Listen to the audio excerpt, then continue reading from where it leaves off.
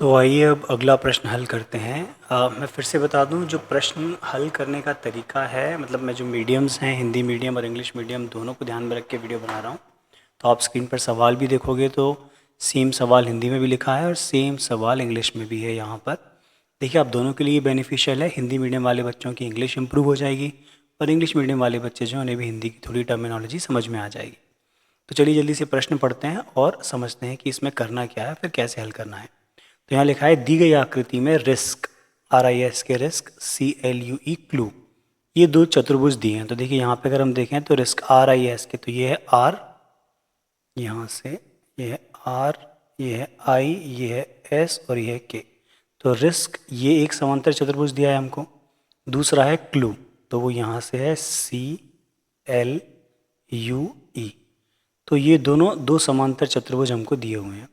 अब हमसे बोला है कि इसमें जो x है उस x का मान निकालिए, जो कि ये है। तो आई एम श्योर कि आपने पुराने वीडियोस देख लिए होंगे और अब आपको अंदाज़ा लग गया होगा कि समांतर चतुर्भुज जो है उनकी प्रॉपर्टीज़ क्या होती हैं। तो समांतर चतुर्भुज की प्रॉपर्टी यूज़ करके हम ये x का मान निकाल सकते हैं। तो देखिए, अब जो x मुझे दिख रहा है वो कहाँ दिख रहा है? वो दिख रहा है यहाँ पर एक छोटे से इस त्रिभुज में। और हमें पता है कि त्रिभुज में तीनों अंतः कोणों का योग होता है 180 डिग्री। तो अगर किसी तरह से मैं ये वाला कोण और ये वाला कोण, तो मैं इस त्रिभुज को थोड़ा अलग से बना लेता हूँ। तो ये जो त्रिभुज है हमारा ऐसे जो बना हुआ है यहाँ पर, जिसमें ये बिंदु दिया है E, ये पॉइंट है E, ये पॉइंट है S और ये जो पॉइंट है यहाँ पर ये दिया हुआ है X। तो अगर मैं किसी तरह से ये दोनों कोण पता कर लूँ तो फिर हमारे लिए x निकालना आसान हो जाएगा। अब मैं ऐसा क्यों सोच रहा हूँ कि ये दोनों कोण पता कर लूँ? क्योंकि मुझे समझ में आ गया प्रश्न देखते ही कि उन्होंने बोला है कि ये समांतर चतुर्भुज है। तो देखो RIS के, ये एक समांतर चतुर्भुज है। तो ये जो कोण है, यानी यहाँ जो कोण हम देख रहे हैं S पर, ये एक्चुअली समांतर चतुर्भुज का पार्ट है। और समांतर चतुर्भुज में अगर हमें एक कोण दिया है तो बाकी कोण निकालना बहुत आसान होता है, बाकी एंगल्स निकालना बहुत आसान होता है। तो हम कैसे हल करेंगे इसको? हम लिखेंगे क्योंकि RIS के एक समांतर चतुर्भुज है, एक समांतर चतुर्भुज है। तो अब क्योंकि ये एक समांतर चतुर्भुज है तो इसमें हमें पता है क्या, कि जो सह आंतरिक कोण होते हैं, जो ये को इंटीरियर एंगल्स होते हैं, इनका जो सम होता है वो कितना होता है? 180 डिग्री होता है। तो जो हमारे आसन्न कोण हैं, आसन्न कोणों का योग जो है हमारा वो होगा 180 डिग्री। यानी यहाँ इस बिंदु पर जो कोण बन रहा है, ये जो S पर जो कोण बन रहा है यहाँ, और जो K पर कोण बन रहा है, इन दोनों को अगर हम जोड़ दें तो जो हमारा उत्तर आएगा वो कितना आएगा? Angle K plus angle S, ये होगा हमारा 180 डिग्री।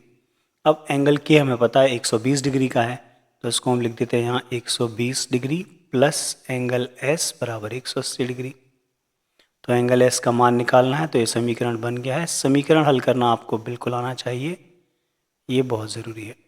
तो ये हमने निकाल दिया एंगल एस का मान, जो कि आ गया 60 डिग्री। यानी ये जो कोण है हमने यहाँ निकाल दिया 60 डिग्री। अब अगर हम दोबारा वापस से देखें तो फिर हमें यहाँ दिख रहा है समांतर चतुर्भुज जो CLUE, ये भी समांतर चतुर्भुज है। इसमें भी एक कोण पता है हमको 70 डिग्री और हम निकालना चाह रहे हैं ये वाला कोण E पर। तो हमें समांतर चतुर्भुज की एक और प्रॉपर्टी पता है कि उसमें सम्मुख कोण बराबर होते हैं। तो अब जो क्लू है ये भी एक समांतर चतुर्भुज है, तो हम फिर से लिखेंगे क्योंकि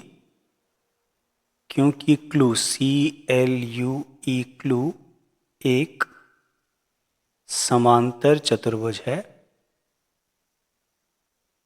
समांतर चतुर्भुज है। तो क्या होगा इसमें? समांतर चतुर्भुज है तो सम्मुख कोण बराबर होंगे, सम्मुख कोण बराबर होंगे।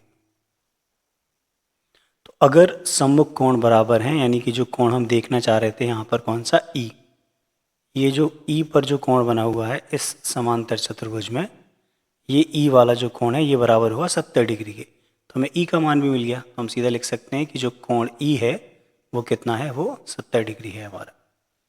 तो ये भी लिख देते हैं हम यहाँ पर कि जो कोण E है ये हो गया हमारा 70 डिग्री। तो यही तो हमने त्रिभुज बनाया था शुरू में। तो यहाँ पे ये 60 डिग्री मिल गया हमको और ये 70 डिग्री मिल गया, बस x का मान निकालना है। तो त्रिभुज में है, त्रिभुज की प्रॉपर्टी हमें पता है। तो क्या है त्रिभुज में? त्रिभुज में तीनों अंतः कोणों का योग, त्रिभुज में तीनों अंतः कोणों का योग, अंतः कोणों का योग कितना होता है? 180 डिग्री होता है। तो अब तीनों अंतः कोण कौन से? हमारा E है, S है और X है, मतलब 70, 60 और X। बना लेते हैं हम समीकरण। तो मतलब एक कोण है 70 डिग्री का, दूसरा कोण है 60 डिग्री का, तीसरा कोण है X। इन सबको जोड़ेंगे तो हमारा उत्तर 180 डिग्री आना चाहिए। 70 और 60 को जोड़ देंगे तो 130, ये हो गया 180। x का मान निकाल देंगे तो ये हो गया 180 डिग्री माइनस 130 डिग्री। डिग्री का चिन्ह लगाना मत भूलिएगा, क्योंकि कोण के लिए, एंगल के लिए हम डिग्री ज़रूर लगाते हैं। तो ये हो गया 50 डिग्री। ये हमारा आंसर हो गया x का। अगर आपको ऐसा लग रहा है कि ये बहुत जल्दी चल रहा है और आपको चीज़ें समझ नहीं आ रही हैं, तो इसका मतलब आपने पुराने वीडियोस नहीं देखे हैं।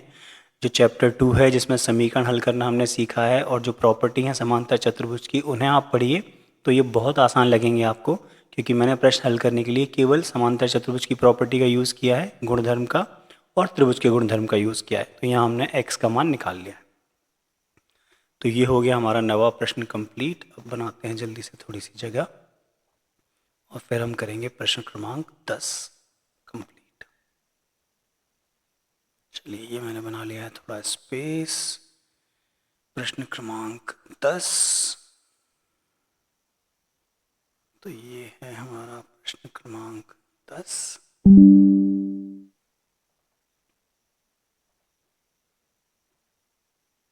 ये मैंने चित्र पूरे कॉपी नहीं किए हैं, जो डायग्राम है उसको मैं अलग से कॉपी करूँगा। इंग्लिश में जो लिखा है उसको भी कॉपी कर लेता हूँ मैं। इंग्लिश में ये है हमारा,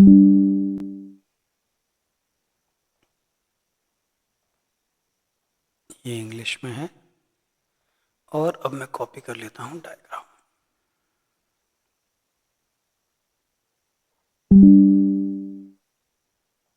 ये है हमारा डायग्राम। तो अब हमसे ये पूछा है कि भाई इस प्रश्न में, यानी जो आकृति हमको दी है ये वाली, इस आकृति में, आकृति यानी फिगर, आकृति को इंग्लिश में क्या बोल रहे हैं? फिगर। समलंब एक चतुर्भुज का प्रकार है, उसे इंग्लिश में क्या बोलते हैं? ट्रेपीजियम। तो ट्रेपीजियम बोलते हैं इंग्लिश में और हिंदी में बोलते हैं समलंब। तो हमें ये बताना है कि ये जो आकृति, यानी ये वाली जो आकृति दी है, ये कैसे एक समलंब है और इसमें कौन सी दो भुजाएं समांतर हैं। तो यानी अगर हमको ये पता है कि ट्रेपीजियम क्या होता है या समलंब चतुर्भुज क्या होता है, तो इस प्रश्न का उत्तर देना बहुत आसान हो जाएगा। तो समलंब चतुर्भुज की लिख लेते हैं हम कि क्या होता है। समलंब चतुर्भुज में, चतुर्भुज में केवल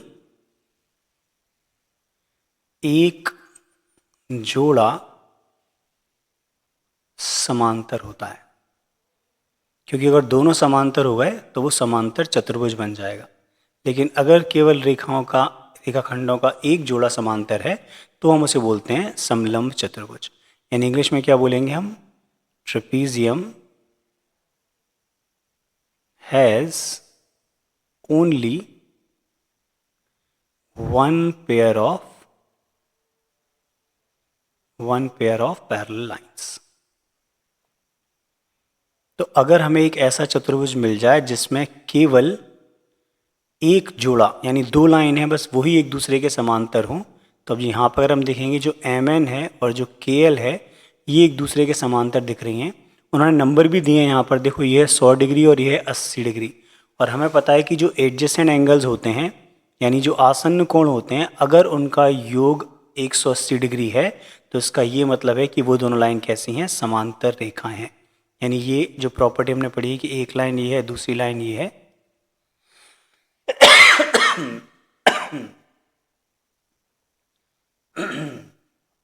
और ये एक त्रिअक्षेदी रेखा है, यानी ट्रांसवर्सल है। तो जो को इंटीरियर एंगल्स हैं, यानी ये दोनों एंगल हैं, अगर इन दोनों एंगल का सम 180 डिग्री है तो इसका ये मतलब होगा कि ये दोनों लाइन जो हैं वो समांतर होंगी, पैरेलल होंगी। तो जो हमें यहाँ है वो क्लियरली दिख रहा है, बस हम ये लिख देंगे। यहाँ पे क्या लिखेंगे कि क्योंकि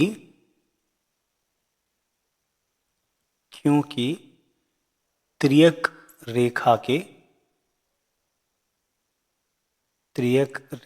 के एक ही ओर, त्रियक रेखा मतलब ट्रांसवर्सल, एक ही ओर मतलब सेम साइड मतलब ये एक साइड हुई और ये दूसरी साइड हुई, तो ये दोनों जो कोण हैं वो इस लाइन ट्रांसवर्सल के एक ही साइड में है, अलग अलग साइड में नहीं है। तो त्रियक रेखा के एक ही ओर बनने वाले सह आंतरिक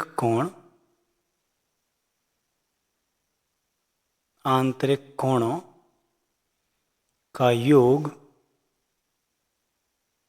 का योग 180 डिग्री है, इसलिए यह एक समलंब है। तो हमने इसका रीज़न दे दिया कि ये समलंब क्यों है। ये समलंब इसलिए है क्योंकि जो त्रियक रेखा के एक ही ओर आंतरिक कोण बन रहे हैं उनका योग कितना है, 180 डिग्री है। इंग्लिश में हम क्या लिख सकते हैं, इसमें हम लिख सकते हैं because the sum of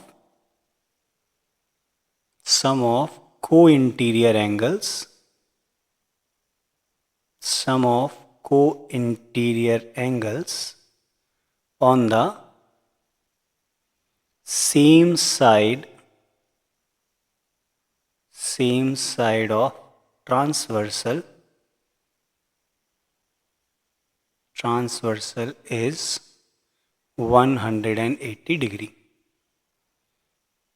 So it is a trapezium. तो हमने ये रीज़न बता दिया कि भाई ये ट्रेपीजियम क्यों है, ये समलंब क्यों है। फिर उन्होंने आगे एक पार्ट और पूछा है इसमें कि कौन सी दो sides, which of its two sides are parallel, मतलब कौन सी दो भुजाएं हैं जो कि समांतर हैं। तो हमें दिख रहा है क्लियर कौन सा है, एक जो MN है ये समांतर है KL के। तो बस यही हम लिख देंगे। तो हम कैसे लिख सकते हैं इसको, सिंबॉलिक चिन्ह के रूप में हम लिख देंगे जो MN है ये समांतर है KL के। अब और स्पेस की ज़रूरत पड़ रही है हमको, तो यहाँ से स्पेस हम बना लेते हैं। तो जो चिन्ह मैंने बनाया है वो समांतर का है, MN समांतर है KL के। ये आपको चिन्ह के रूप में लिखना आना चाहिए। ये जो चिन्ह बनाया हुआ है ये समांतर को प्रदर्शित करता है, ये समांतर है। तो जो MN है वो समांतर है KL के। यही उन्होंने पूछा था कि कौन सी दो भुजाएं समांतर हैं, तो MN और KL जो है वो समांतर है। बाकी की जो दो भुजाएं हैं यानी NK और ML ये असमांतर हैं, नॉन पैरेलल साइड्स हैं। बस इतना ही आंसर करना था इस प्रश्न में। तो अब हम चलते हैं अगले प्रश्न की तरफ जो कि है प्रश्न क्रमांक 11। प्रश्न क्रमांक 11,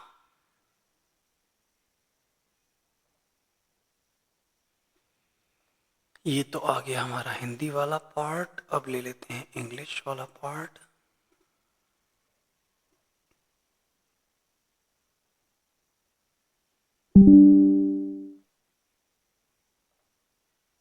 ये आ गया हमारा इंग्लिश वाला पार्ट और अब हमें चाहिए इसका डायग्राम।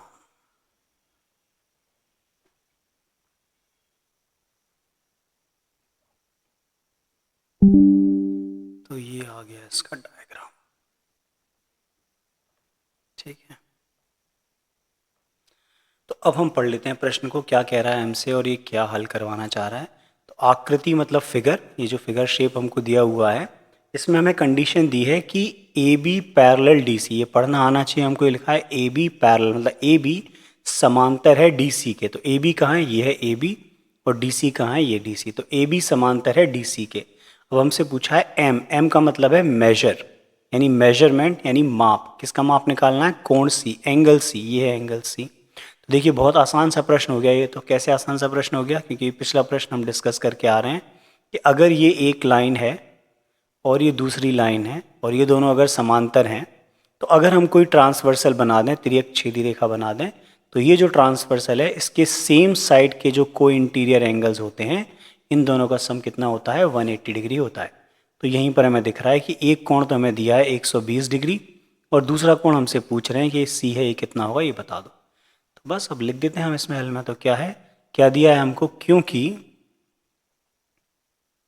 क्योंकि ए बी जो है वो पैरेलल है डी सी के, तो जो बी सी है वो ट्रांसवर्सल हो जाएगा।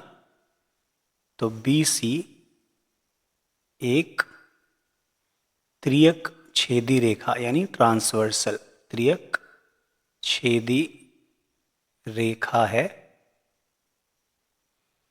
इसलिए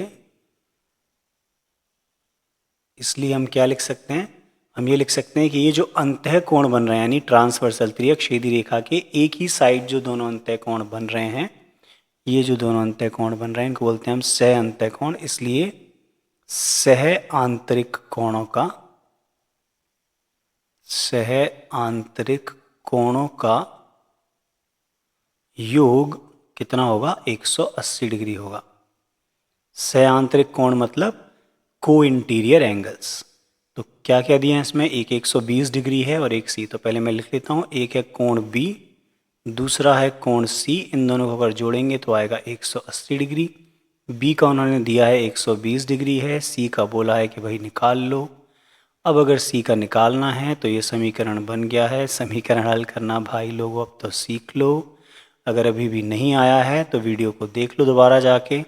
फिर भी नहीं आया है तो मुझे बताना कमेंट सेक्शन में, मैं और वीडियोस बना दूंगा और एग्जाम्पल लेके। पर समीकरण हल करना आपको आना चाहिए। बस यही पूछा था इन्होंने भाई कि सी का मान कितना है, तो सी का मान हमने निकाल दिया है और सी का मान आ गया है 60 डिग्री। और ये प्रश्न हल हो चुका है हमारा 11। 12वां प्रश्न मैं पहले ही हल कर चुका हूँ, तो वो वीडियो मैंने अपलोड कर दिया है, उसको आप देख लीजिएगा। कोई भी डाउट है तो बिल्कुल कमेंट सेक्शन में बताइएगा। तो जैसा मैंने बताया यहाँ पे दोनों हिंदी मीडियम और इंग्लिश मीडियम के लिए चल रहा है, दोनों के लिए फ़ायदा है। अच्छे से आप नोट्स बनाइए, जहाँ लगता है वहाँ पे पॉज कर लीजिए, पॉज करके लिख लीजिए नोट्स को और फिर क्वेश्चन को खुद से करके देखिए। कमेंट सेक्शन में भाई बताइए ज़रूर कि आपको कैसा लग रहा है, और अगर आपको लगता है कि ये वीडियोस अच्छे हैं, आपको समझ में आ रहे हैं और किसी की मदद हो सकती है तो उनके साथ शेयर ज़रूर कीजिए। और अगर चैनल को सब्सक्राइब नहीं किया है तो अब कर लीजिए। मिलते हैं फिर हम अगले वीडियो।